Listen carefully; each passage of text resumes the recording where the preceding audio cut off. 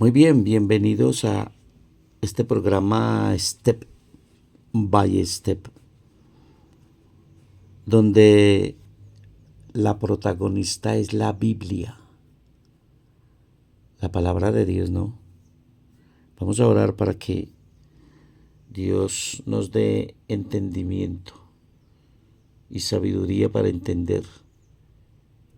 Alguna vez alguien me dijo, la Biblia hay que leerla con espíritu de ciencia, es decir, de conocimiento.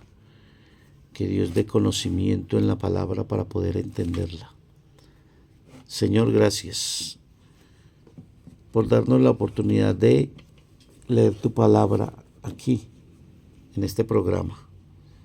Te pido que me dé la gracia, la sabiduría y el entendimiento para entenderla en el nombre de Jesús. Amén. Lucas capítulo 15. Vamos a mirar. Porque así tiene el puntillo, ¿verdad? Tiene el puntillo.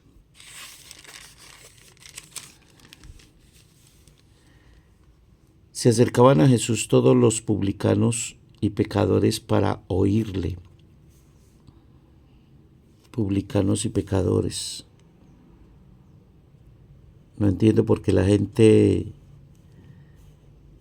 se enoja cuando hay quienes buscamos al Señor. Nos miran como bichos raros.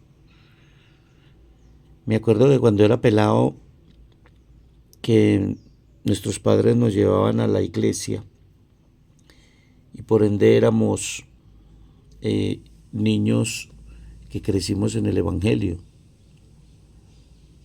En la escuela en ese tiempo nos hacían un bullying terrible por ser evangélicos.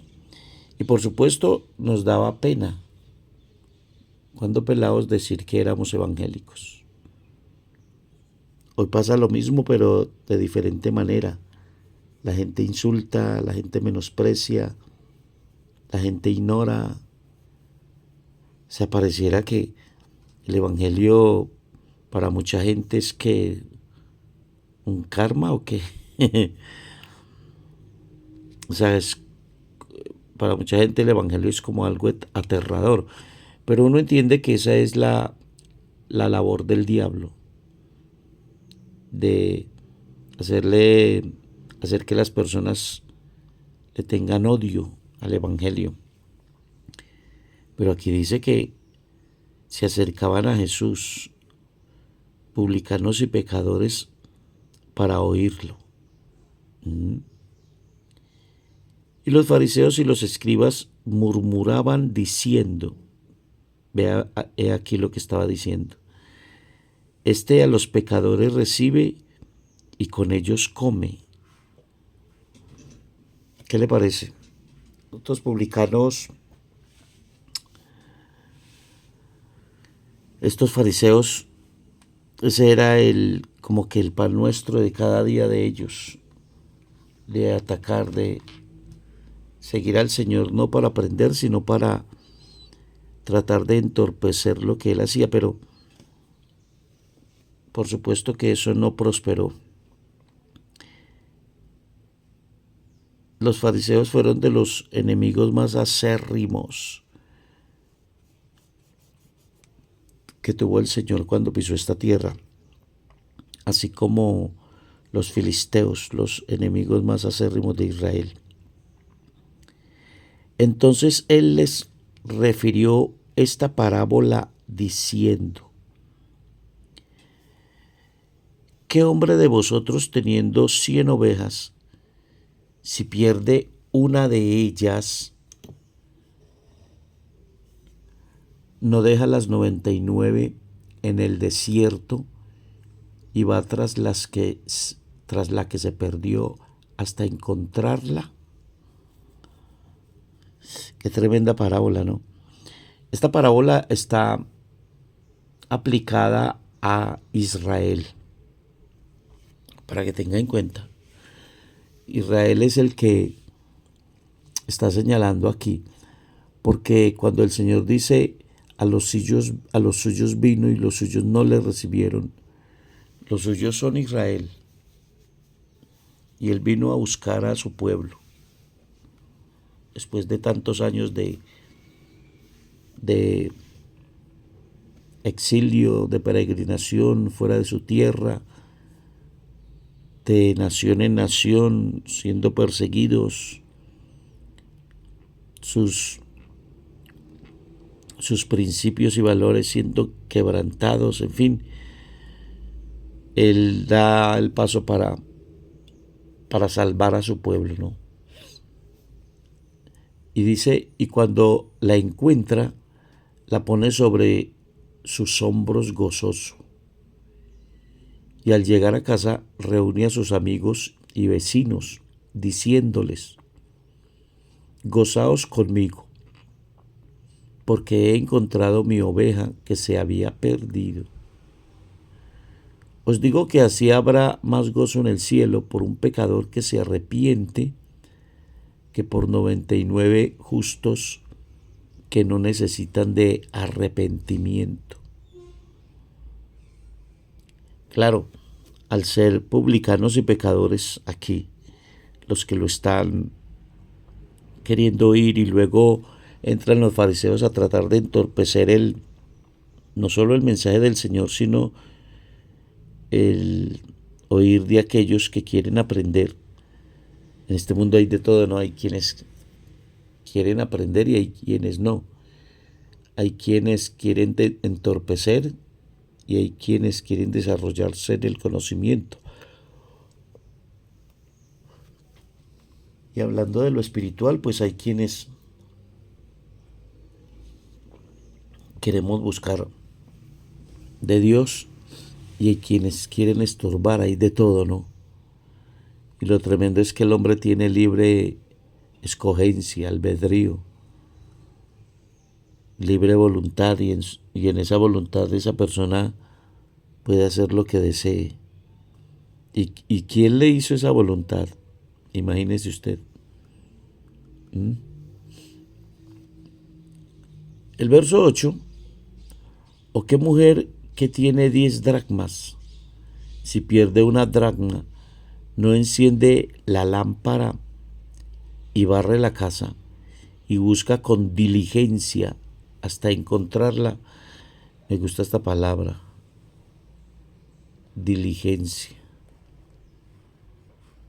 porque es una palabra que nos lleva a ser diferentes, lleva a una persona a ser diferentes.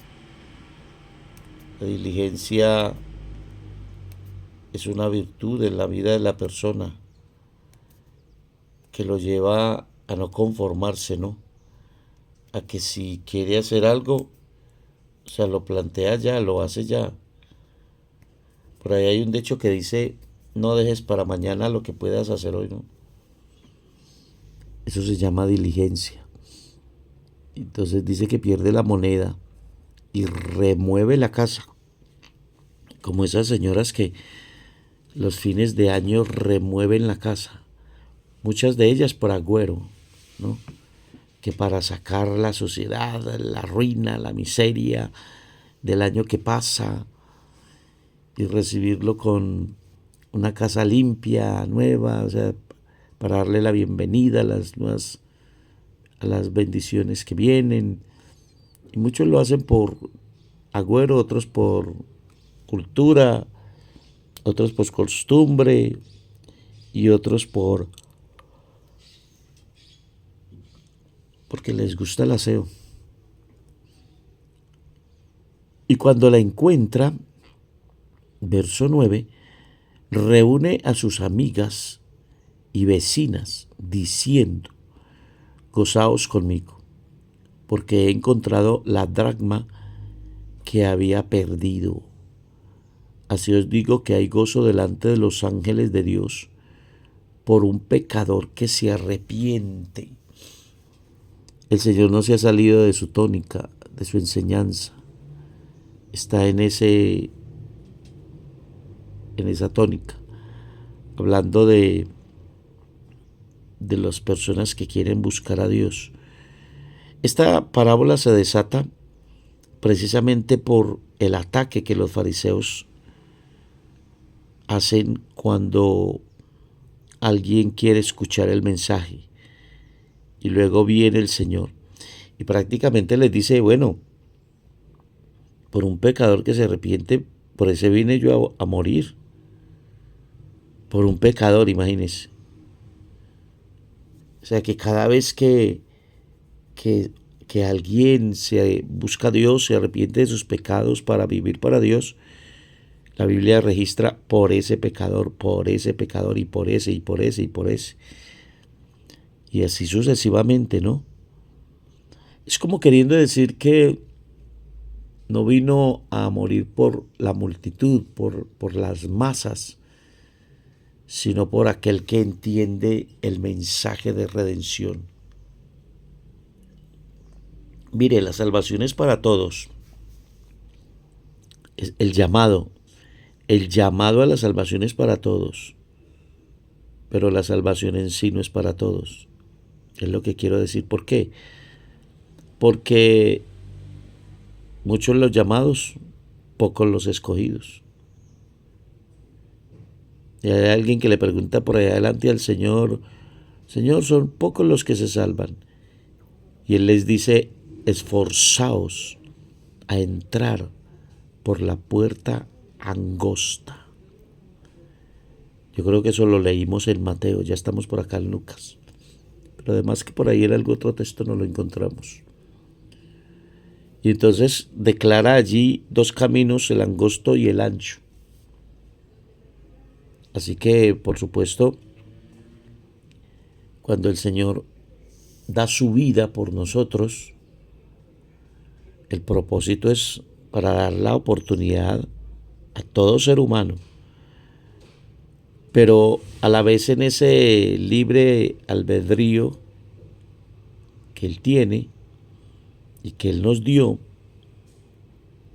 la persona está libre de escoger qué quiere, perdición o salvación, cielo o infierno, pecado o vida nueva.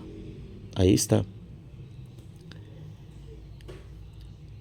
El 11 dice, también dijo, un hombre tenía 2 hijos, y el menor de ellos dijo a su padre, Padre, dame la parte de los bienes que me corresponde, y les repartió los bienes. No muchos días después, juntándolo todo, el hijo menor se fue lejos a una provincia apartada y allí desperdició sus bienes viviendo perdidamente. Mire usted cómo es la manera hoy de los hombres vivir, ¿no? Perdidamente. Pero me llama la atención que por naturaleza una herencia se reparte cuando los padres mueren, pero aquí se la pidió en vida.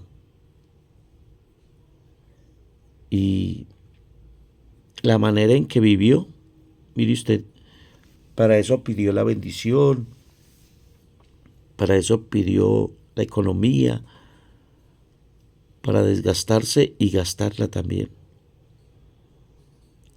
He conocido gente en este camino al borde de la muerte por una cirrosis, por sus pulmones, mejor dicho, lacerados por el humo del cigarrillo, por tanta cosa. Y tienen una medio solución, una media sanidad, una media recuperación. Es decir, se sienten bien por un lado y tan vuelven y recaen. Las personas creen que se sanan para seguir ejerciendo lo que los llevó a esa enfermedad, ¿no? Es la mentalidad de la persona. Ya estoy sano. ¿Y por qué estás ahí tomando? Le lograron conseguir un hígado nuevo, le lograron conseguir un órgano defectuoso nuevo porque alguien lo donó, y ese hombre recibió el trasplante para seguir en el pecado, para seguir farreando. O sea, es el pensamiento de la gente. Vea, este pidió la herencia para vivir perdidamente, para hacer lo que a él se le venía a la cabeza. ¿Qué le parece? ¿Mm? Conocí el caso de un joven que tuvo un accidente en moto. Le fue mal. En el hospital, ay, que el Señor me ayude, que oren por mí, que mamá, porque la mamá era cristiana, mamá, que consejo, bueno, y recibir consejos. Se sanó, volvió a su vida normal. Tan un segundo accidente. A su vida normal, cuando volvió, es que siguió de borrachín, de problemático, de persona que no quiere nada de Dios. Tan un segundo accidente. Otra vez en el hospital grave. Ay, me voy a morir, mamá. Dios, te perdono. No vuelvo a hacer. Voy a dejar el trago. Se sanó. Se sanó. Imagínese, estaba en una situación crítica que los médicos no daban nada para salvarse el muchacho. Pero se salvó. Pasó el tiempo, volvió a sus andanzas. Un tercer accidente en moto, porque los tres fueron en moto. Un tercer accidente. En ese accidente se fue. Se fue. Hay gente que cree que tiene vida, y discúlpeme esta expresión que conjuga, que rima. Hay gente que tiene vida, que cree que tiene vida para toda la vida. ¿Sí lo entendió? Gente que cree que tiene vida para toda la vida. Y no, el ser humano es frágil, el ser humano es débil, es debilucho. Cualquier cosa se lo puede llevar. ¿Ve? Entonces, la vida que tenemos es solo prestada por unos cuantos añitos para administrarla y hacerlo bien. Pero no, hay gente que cree que vive para pecar, vive para fornicar, para adulterar, para idolatrar, que vive para la brujería, santería, hechicería, ocultismo, que cree que la vida se le dio para todo eso. Mejor dicho, para que haga y deshaga en este mundo. Y no es así, tiene sus pasos contados. Y cuando todo lo hubo malgastado, mire usted, vino una gran hambre en aquella provincia y comenzó a faltarle. Él pensó que la riqueza le duraría toda la vida. Pensó que también como su vida era eterna la riqueza, mire usted. No contaba con que vendría una gran escasez. Así mismo es hoy. La gente piensa que el dinero es para toda la vida. La gente ha hecho del dinero un dios en esta tierra. Y piensan que el dinero lo es todo. Seguramente pensó eso. Tengo dinero para vivir. No tuvo la mentalidad de invertir. O sea, como que su mente estuvo limitada solo al placer, al pecado, a la maldad, al disfrute. Y no contó que la provincia iba a ser visitada por un hambre. Tal vez en ese parte de tratos que Dios tiene con una persona, por las cosas que hace, que da, los pasos que da, tal vez en ese trato faltó el alimento en esa comarca para tratar con ese joven. Y fue y se arrimó a uno de los ciudadanos de aquella tierra. Mire, el cual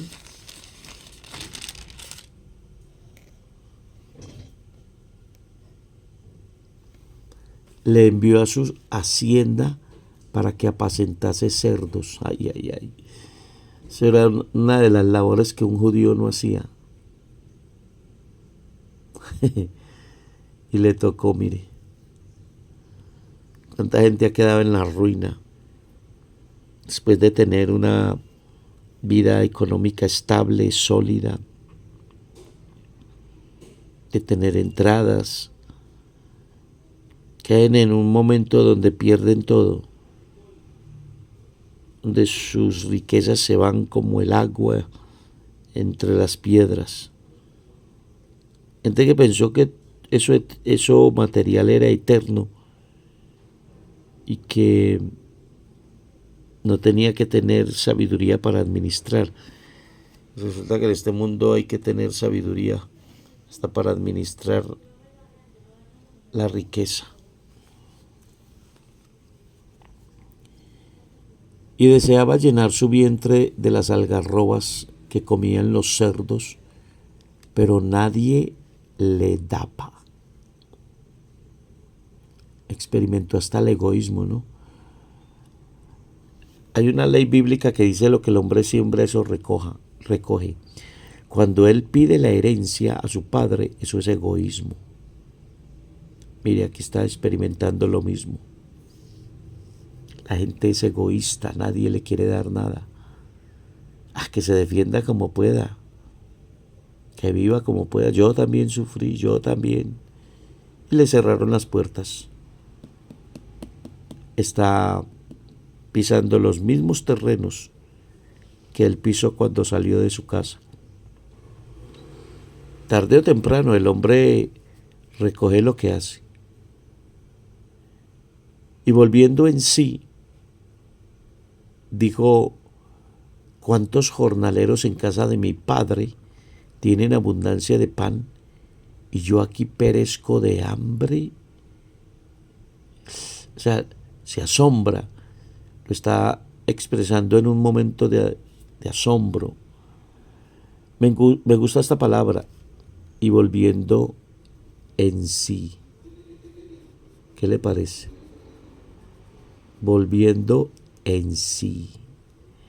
Esto es, cayó en cuenta, meditó, pensó: no estoy haciendo bien.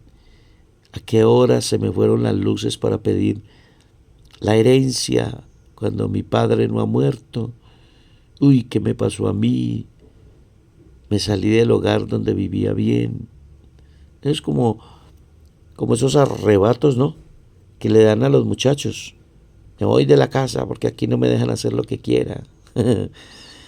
Y cogen sus maleticas y ¡fum! Eso lo hice yo cuando era pelado. Pero lo hice más que todo porque me dio miedo que me dieran una pela. Y entonces mis padres están trabajando y nos quedamos solo los muchachos en casa. Y me salí sin permiso por encima de una lata que había. Me fui por allá todo el día con un primo a jugar. Y a jugar, y a jugar, y a jugar. Y cuando era ya tarde, me dio miedo ir a la casa, porque me imaginaba la pela que me iban a dar. Me dio miedo de ir a la casa y me volé. Con la ropa que tenía me volé. Y después, ni para qué le cuento la película que me inventó. Mejor sigo leyendo. Entonces ahí le dio un arrebato. Usted sabe que un adolescente, un joven, cuando menos piensan, le da esos arrebatos, ¿no? De hecho, hay adolescentes que están ahí en la casa, están ahí calladitos, calladitos, calladitos. Pero pensando: cuando tenga 18 me voy. Cuando tenga 16 me voy. 17 me voy. Ahí están maquinando. ¿Cuántos? Ay, la mayoría. Usted ve a su hijo ahí contento, alegre.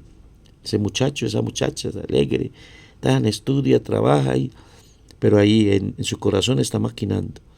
Apenas cumpla los 18 me voy de esta cárcel. Porque para muchos hijos el hogar es una cárcel. Tienen el hogar como una cárcel. Una cárcel donde no les dejan hacer esto, aquello, lo otro. Y hoy, con tanta corrupción que hay, con tanto libertinaje, entonces hoy la mente de los jóvenes se abre y dicen, me voy a hacer su propia vida. A veces habría que dejar que cojan sus chiritos y para que experimenten a ver cómo les va solitos, sin el papá, sin la mamá. A ver, o arrancan o se devuelven. Este se devolvió. Pero eso sí, que cuando se devuelvan arrepentidos, no queriendo gobernar otra vez en la casa o mandar en la casa, porque hay gente que llega y se va. Y a los meses o a los años regresa como más soberbio, más altanero, más arrogante, gritando más a los padres. O sea, como quien dice, como que, o sea, eso es algo raro, ¿no? Un espíritu raro. Entonces, ese volver en sí es eso, precisamente. ¿Yo qué hice? Se me fueron las luces, ¿por qué? El 18 dice, me levantaré e iré a mi padre y le diré, Father, he pecado contra el cielo y contra ti. Contra el cielo, contra Dios, ¿no? Dígase Dios. Y contra ti, por supuesto, contra el Padre. Lo ignoró, lo rechazó, ¿ve? Lo despreció. Ya no soy digno de ser llamado tu hijo. Hazme como a uno de tus jornaleros. Vino con tanta sencillez y humildad que dame trabajo aquí. No me des el nombre de hijo. Si ve cómo se debe llegar a un hogar después de embarrarla, ve, voy a poner aquí, mire, y le pongo pare. ¿Por qué le pongo pare? Porque estudie cuando vuelva a leer el texto o más adelante, digo, de verdad que por allí quedó un pare. Cuando yo pongo pare, este texto es para estudiar. Esta es la manera en que debe llegar una persona cuando la embarra y sale de su casa, así, sencillito, humilde, agachando la cabeza. Usted, por ejemplo, ve esposos que se van de la casa, son maltratadores, borrachines, pegadores, trapearon la casa con su esposa o la volvieron como ropa de trabajo. O también hijos que, usurpando la autoridad, volvieron a los padres una nada, a los hermanos, en fin, llegan y se van. Y cuando regresan más soberbios, mandando, ordenando, mire que volví, así que atiéndame bien, que no, o sea, les parece que es una gracia inmensa el volver, les parece. ¿Quién sabe? Porque tal vez esa esposa quería decir, no, vuelva por acá, ya se fue, quédese por allá, que está por allá, está muy bien. O ese esposo decía, no, ya te fuiste, no, quédese por allá, que está muy bien, porque hay esposas que se van y hay esposos que se van, hay de los dos. Y tal vez el que quedó en la casa, quedó respirando paz, felicidad, tranquilidad. Y cuando regresa más soberbio o más soberbia que cuando se fue. O un hijo o una hija, imagínese, exigiendo, ¿ve? Exigiendo, gritando. Y como un mayordomo, cuando le dieron la oportunidad, no, este es el espíritu con que se debe volver. mira, Padre, no me llames tu hijo, solo quiero tener trabajo aquí en tu hacienda. Adhiéreme ahí a uno de esos trabajos, sí.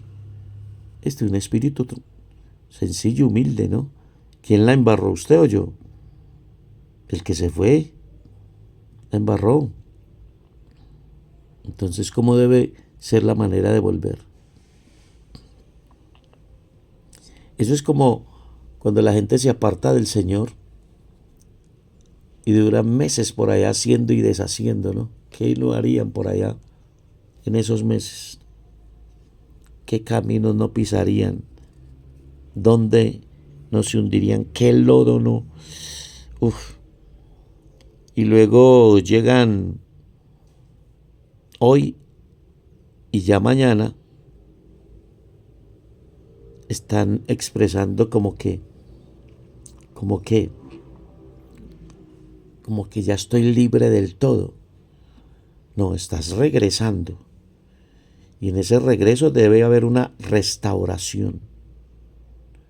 En ese regreso debe haber un proceso. ¿Ve? Ya hubo un perdón, Dios lo perdonó porque se acercó de nuevo a Él después de tantos años de descarrío. Dios lo perdonó, lo salvó, lo restauró, le dio la oportunidad. Se tiene que empezar despacio, a pisar despacio. Despacio, despacio, despacio, con el tiempo, con los meses, usted ya está con una libertad terrible, tremenda. Sí, porque hay gente que viene de, de un descarrío terrible y entran orando y, o sea, como con algo que ya estoy libre porque volví, pero apenas lleva un día de restauración. En un día de restauración son muy pocas cosas las que suceden. Ese es un proceso porque lo que hizo la persona fue despreciar la gracia divina. Y antes uno debería darse por bienaventurado que Dios le volvió a dar la oportunidad. Así que tiene que empezar con despacio hasta que se afirme, porque a veces lo que manda son las emociones. Hay un emocionalismo en mucha gente que regresa en descarrío y hay un emocionalismo. Y la verdad es que el emocionalismo no ayuda para nada. La ayuda es que usted tome la oportunidad con madurez, con solidez y vaya pisando firme. El 20 dice, y levantándose vino a su padre, y cuando aún estaba lejos, lo vio su padre, y fue movido a misericordia, y corrió, y se echó sobre su cuello, y le besó. Me gusta esta parte. Y fue movido a misericordia. ¿Por qué me gusta? Porque la verdad es que el hombre en sí no es misericordioso. Y eso usted lo nota en la violencia en que ejerce cuando va a robar, le va a quitar el bolso a alguien, un celular, una moto, un carro. Son capaces de matarlo. Cogen un cuchillo, un puñal, un machete, lo que sea, y van dando así como así, sin nada, sin corazón, sin compasión. ¿Qué quiere decir eso? Eso quiere decir que el hombre no tiene misericordia. Es violento por naturaleza, es pecador por naturaleza. Así que la misericordia no proviene de nosotros. Eso no está en nuestro ADN pecaminoso. Eso no existe en nuestra concupiscencia, porque la Biblia dice a través de Santiago que tenemos una concupiscencia y que desde esa concupiscencia somos atraídos y seducidos, ¿no? Así que esa palabra misericordia, ese don, ese talento, esa virtud, no existe en el ADN pecaminoso. Por eso me llama la atención, fue movido. Dios lo movió a misericordia. Puso en él esa bondad, ese cariño hacia su hijo que regresaba. O usted, por ejemplo, ¿cuándo viene usted a querer que una persona salga del pecado? cuando conoce al Señor o no. De resto usted peca con la persona, comparte el pecado, va y viene con ella, le agrada lo que la gente hace. Y cuando usted viene a querer un cambio en esa persona, cuando tiene algún temor de Dios, cuando conoce a Dios, que Él empieza a poner esa misericordia en nosotros. Y el hijo le dijo: Padre, he pecado contra el cielo y contra ti, y ya no soy digno de ser llamado tu hijo. Lo que él pensó lo ejecutó, mire. ¿Se acuerda que por allí en el 17 leímos y volviendo en sí? O sea, lo pensó, lo meditó, habló con él. ¿Y yo qué hago aquí? No, yo no voy a dejar de estar pidiendo algarrobas. Mire hasta donde descendí, no tengo ni un peso, no tengo nada. Todo eso lo pensó, lo habló con él. Tal vez se sacudió. Uy, pero ¿a qué me pasó a mí? Entonces, eso es como alguien que esté haciendo algo y de repente se sacude y dice: uy, pero ¿qué estoy haciendo yo? ¿Qué me pasa? Entonces lo ejecutó. Eso es lo importante. Pensar y ejecutar. Hay muchas cosas que nosotros pensamos, pero no las ejecutamos. Se quedan así en el aire. Y el 21 está hablando de que lo que él pensó, dijo: lo voy a hacer. ¿Cuántas cosas ha dejado usted que solamente lo piensa, piensa y piensa? Tiene una cantidad de proyectos ahí que solo piensa y piensa y piensa y no ejecuta. Pero voy a hacer esto. Pero lo otro. Y tiene un poco de programas en fila, ¿no? Como si fueran a entrar a un banco, a consignar o a sacar plata, algo, y a veces hay esas filas que usted se impacienta. ¿Y a qué horas? Es que no están trabajando, es que el cajero se fue. ¿Cuántos cajeros hay? Hay uno, con razón. Y todas esas cosas, piensa, va y viene, pero yo tengo que hacer esta consignación, me voy. Imagínese cuántas cosas tenemos ahí empujando. Pero el padre dijo a sus siervos: sacad el mejor vestido y vestidle, y poned un anillo en su mano y calzado en sus pies, y traed el becerro gordo y matadlo, y comamos y hagamos fiesta. Porque mi hijo muerto era y ha revivido, se había perdido y es hallado. Y comenzaron a regocijarle.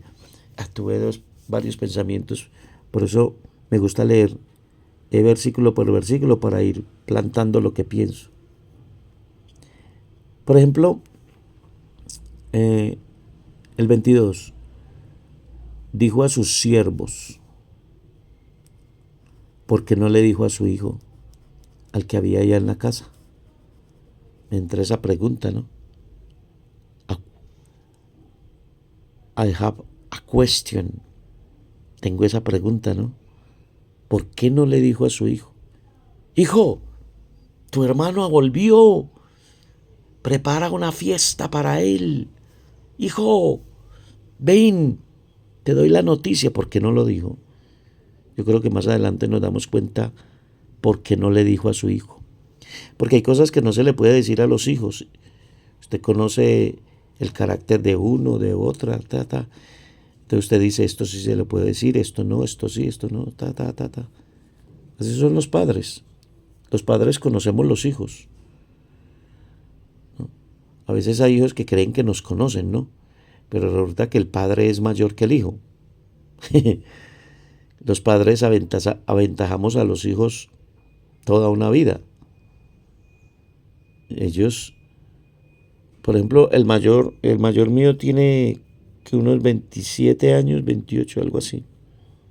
Entre 26 a 28, ¿no? Eh,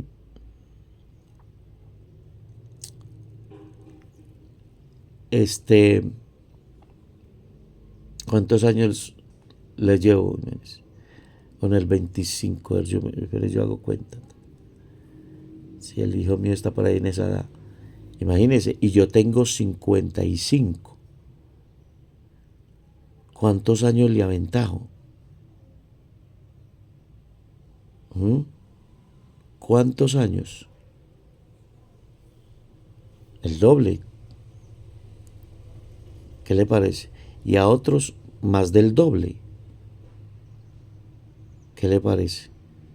Esos años de ventaja no fueron de la noche a la mañana, tienen un proceso, tienen un conocimiento, tienen algo que aprovechar, ¿no?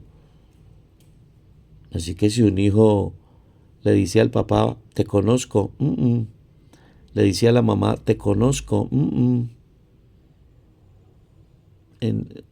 le conocerá rasgos generales, pero en sí, la ventaja que tenemos los padres sobre los hijos es mucha. Y eso se da en cadena, ¿no? Entonces, por eso, por algo, el padre le diría a los siervos y no a su hijo que quedó en la hacienda. No, donde yo le diga a este muchacho, más bien se va a enojar, más bien se va a molestar, más bien va a reclamar que para qué lo recibes, para qué lo aceptas si ya te robó, ya te pidió la herencia, ya te enterró, ya que te pidió la herencia sin que usted muriera, papá. Y una cantidad de cosas. Y entonces él lo pensó y más bien delegó esto, esa fiesta, ese festín, ese vestido, todo eso a sus siervos que le obedecían, ¿no? Otro punto que quería ver era en el 24, porque mi hijo muerto era. ¿Sabe qué quiere decir esto? Que ese papá ya había dado como muerto a su hijo, como perdido. O sea, parece que este papá tuvo una madurez tan tremenda que, mijo, me estás pidiendo la herencia para irte a hacer qué con ella, además que a, recho, a desperdiciarla, ¿no? A derrocharla. Entonces sepa, mi hijo, que usted sale de esta casa y muere. Ya no va a existir. Así que, mi hijo, piénselo 2 veces, y 3 y 4. Aquí estoy. Que hablemos, conversemos. ¿Por qué estás pidiendo la herencia? ¿Qué te aburrió? ¿Cómo puedo ayudar? Tal vez fue un padre que se sentó de esa manera.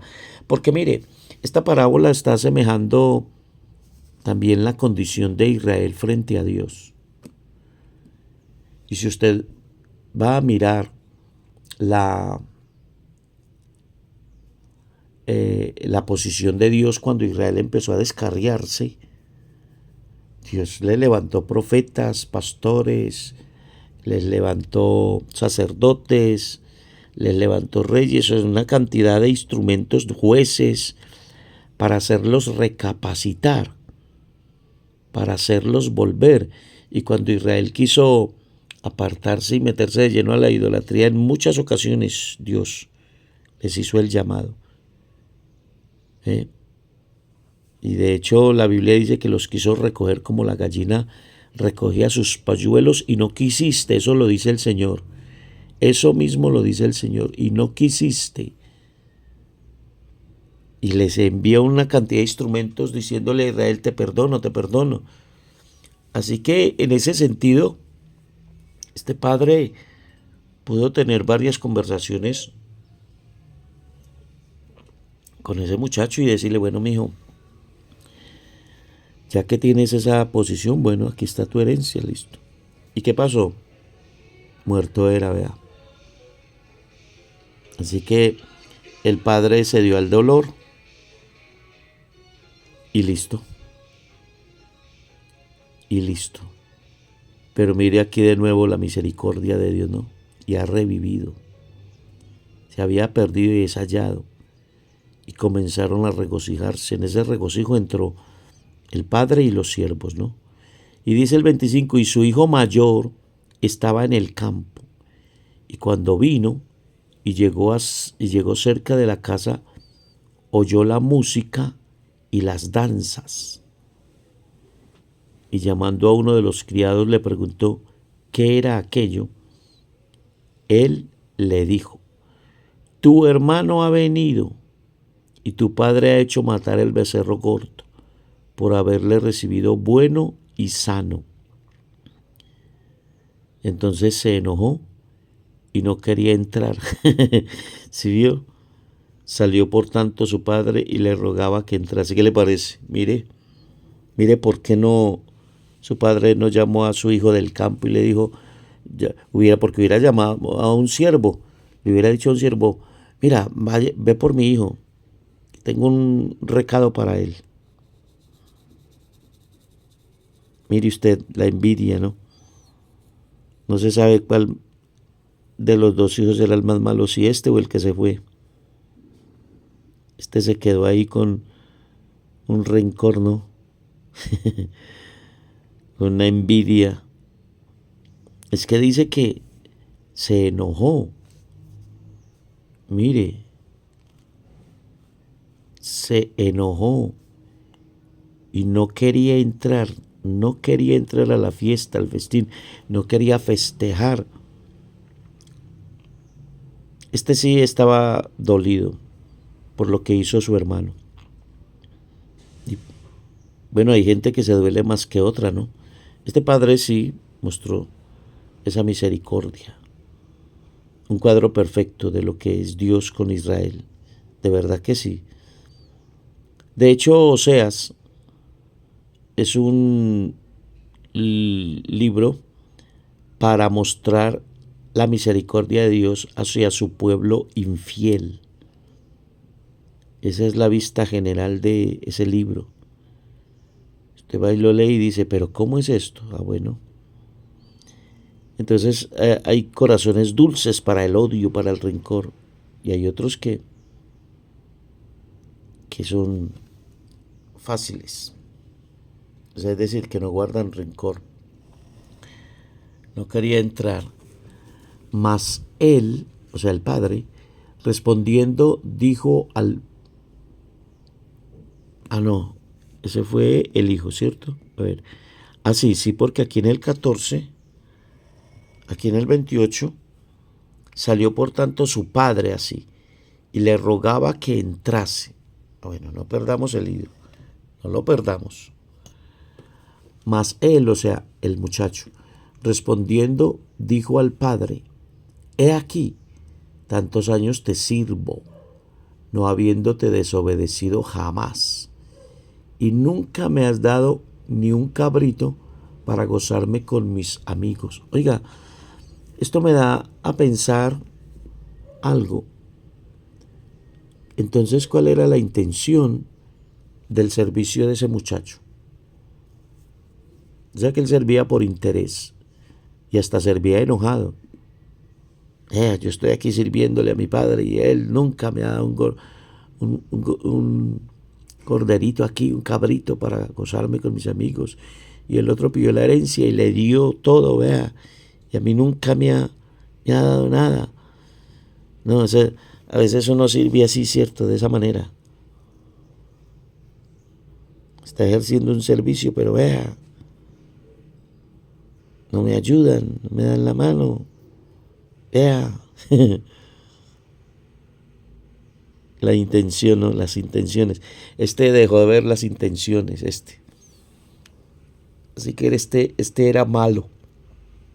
Calladamente, era malo calladamente. No era sincero ni con él, ni con su padre. Estaba tomando agüita. No era sincero ni con él ni con su padre. Y aquí dejó ver, como dicen por ahí, ¿no? El cobre. El 30, pero cuando vino tu hijo, ni siquiera cuando vino mi hermano, ¿no? Que ha consumido tus bienes con rameras, has hecho matar para él el becerro gordo. Hasta envidioso era, ¿no? Vea usted. ¿Qué le parece?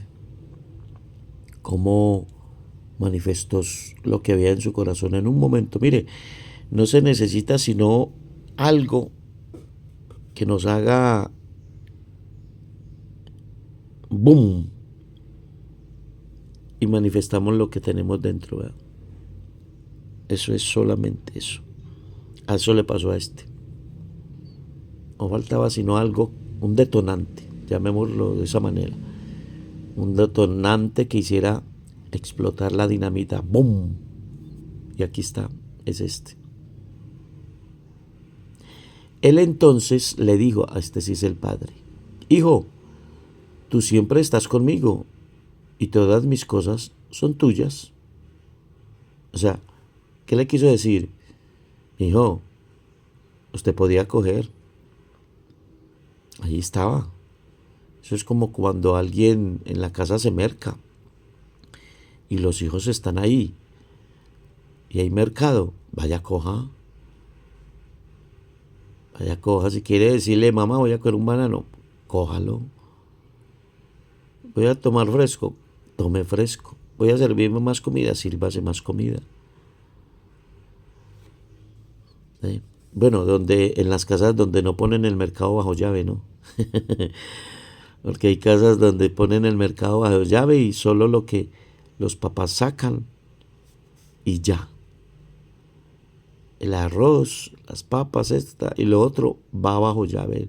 Los dulces, las galletas, las frutas, todo va bajo llave. La nevera con llave, la alacena con llave. Y solamente saquemos lo que se va a hacer de almuerzo, de comida, de desayuno. Desayunaste, aguántese al almuerzo. Si ese muchacho quiere algo, no hay por dónde porque todo está bajo llave. No. La alacena de este caballero estaba abierta y se le dijo: hijo, usted no necesitaba sino decirme: papá, voy a coger un cabrito y voy a ir a hacer una fiesta con mis amigos. Y yo le hubiera dicho: vaya, mi hijo, tranquilo. Y último texto: mas era necesario hacer fiesta, party, y regocijarnos, porque tu hermano era muerto, vuelve y lo repite, y ha revivido, se había perdido y es hallado. Así que la fiesta se da porque se da, mi hijo. Hemos leído el capítulo 15, le voy a poner el puntillo, vea. Aquí le lo pongo, de este lado. Le pongo el puntico diciéndole a usted: lo hemos leído. Oiga, que tengan un feliz día. Muchas gracias por estar en este programa Step by Step. Voy a orar. Padre, gracias en el nombre de Jesús, porque me has dado la oportunidad de leer tu palabra.